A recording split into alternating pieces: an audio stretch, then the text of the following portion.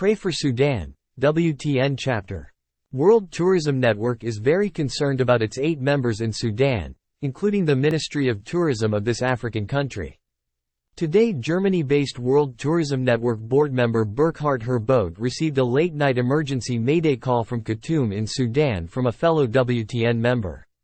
This report by the WTN member in Sudan triggered World Tourism Network to reach out to UNWTO Secretary-General Zurab Polilikashvili, and other tourism and human rights organizations, stakeholders of the international travel and tourism community, charities. World Tourism Network open call is: assist Sudan if you can. The situation in Sudan is escalating and out of control. Tourism leaders are pioneers in Sudan. They include hard-working staff of National Tourism Board. Some are fully paid members of the World Tourism Network and were about to start a chapter in Sudan. Members were ready to work on a plan, so visitors could safely rediscovering Sudan's 1st-century temples, thundering granite mountains and undeveloped diving in the Red Sea. The need to work together may have never been so important after what is evolving after April 15, 2023. To protect our reader in the current environment, eTurbo News will not disclose the exact name of the caller. Report by a WTN member in Khartoum, Sudan. As you might know, we have a very difficult situation in Khartoum since the dawn of 15th of April. Residents in Sudan's capital have found themselves trapped in a war zone. Fighter jets have been flying low overhead, tanks are roaming our neighborhood, gun battles and bombings shake our city's streets. There is a heavy conflict between the official military and the paramilitary groups in our capital, but most likely also in probable all other cities in the country. While we still have some infrastructure in Khartoum, the situation in other cities or areas might be worse. Also in Khartoum, the situation become more dangerous and difficult by the hour. As the fighting between Sudan's army and the paramilitary group the Rapid Support Forces, RSF, enter its 6th day, the people leaving Khartoum in cars for the neighboring cities, as all public transportation is completely stopped. Currently there is only one bridge open for traffic movement out of a total of 9 bridges connecting Khartoum with other regions in the country. Gun battles, however, are not isolated to our capital, and reported from other provincial capitals and cities. Due to the tremendous damage in Khartoum and Khartoum International Airport, all domestic and international flights are cancelled. Foreigners cannot leave the hotels still operating, and rescue actions by foreign governments were made impossible. Electricity is very sporadic, and some areas of the city have no power at all. The same counts for the public water supply. Under such circumstances, people get sick very quick. Yesterday, some of water and electricity stations were able to come back online, but on and off. The markets and shops are closed. No distribution of food and bottled water is available. Several hundred people were shot on our streets. With a temperature of 110 F or 43 C, the decomposition of dead bodies starts very quickly. It's impossible to collect the bodies or arrange funerals. In addition, thousands of people are wounded and professional help is not available. The few hospitals able to remain open have not enough power or water. About 75% of our medical services is cut off. The paramilitary RSF is using the hospitals for their own people and have thrown out sick citizens. It can be expected many more will die. While under constant fire, some of our hero doctors continue to perform surgeries under the most extreme condition imaginable. They are running out of medicine and supply. There is no blood. Fuel for generators at hospital is not available. They need everything, but how could it even be delivered with the deadly fighting continuing? We need safe corridors. Essential supplies do not arrive.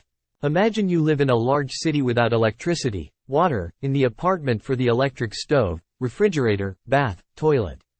Nothing works. I try to keep a little electricity to catch an internet connection if found to broadcast my message to WTN. Khartoum is running out of food, water and everything else someone needs to survive. Only a few bakeries are still operating with big challenges, not having stable power for the oven, not enough flour and water. The list goes on. Most people remain in their houses and apartments. Some had no chance to go home and are still or in their offices or place of work since the fighting started. It is very dangerous to go out. When possible, when there is a short gap after gunfire, people are fleeing from Khartoum, even under very dangerous circumstances. People are fleeing, but where? No more petrol, and everyone is trying to find some secure paths out. Please have in mind, Sudan is the third largest country in Africa. It borders 7 countries in northeast of Africa. Neighbors are Egypt, the Arabian Sea with Saudi Arabia close by, Eritrea, Ethiopia, South Sudan, the Central African Republic, Chad, and Libya. Sudan hosts the longest river in the continent, River Nile, the source of water in the county. Khartoum is a fast-growing city with more than 3 million people. When you had the greater surroundings, Omdurman, etc., there are around 9 million in the greater Khartoum region.